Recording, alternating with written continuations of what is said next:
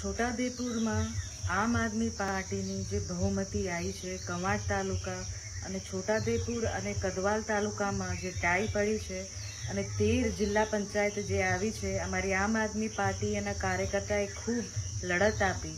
પણ હવે જ્યારે અમારે બોડી બનાવો અને સત્તામાં બેસવાનો સમય આવી ગયું છે, તો પ્રશાસન જે પોલીસ તંત્ર છે એ અમારા ચૂંટાયેલા ઉમેદવારોને ધમકીઓ આપે છે, એમને ઓફરો આપે છે.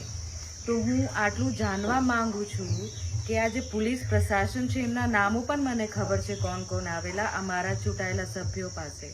આ પ્રશાસન આ વર્દી પહેરીને હું દલાલી કરવા માંગે છે કે એ લોકોની સેવા માટે અહીંયા છે. અગર એટલી દલાલી અને રાજકારણ રમવાનું શોખ હોય તો તમે વર્દી ઉતારીને જાતે ચૂંટણી લડો.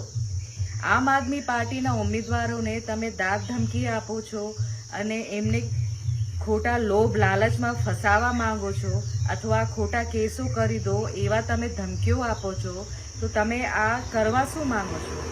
અને કોણ કોણ પ્રશાસનમાંથી અને ચૂંટાયેલા પ્રતિનિધિઓ પાસે આ પોલીસ ખાતામાંથી ગયા છે એ અમને નામો ખબર છે અને ટાઈમ આવશે અને અમે ખુલાસો આપીશું અને એમની વર્દી ઉતરે એવું અમે ચોક્કસથી ફરિયાદ કરવાના છે.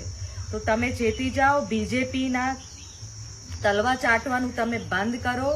આમ આદમી પાર્ટીની સત્તા આવી છે, લોકો આ જન આદેશ છે અને તમે જન આદેશ વિરુદ્ધ કામ કરશો તો એના વિરુદ્ધ તમારા ઉપર પણ કાર્યવાહી થશે. તો હું એક નમ્ર વિનંતી કરું છું કે જે પણ આ ષડયંત્રમાં બીજેપીના જે દલાલો છે આવીને અમારા ઉમેદવારોને તોડવા માંગે છે કે એમને ધમકાવે છે, એ ચેતી જાય, ને તો એમનો વારો છે.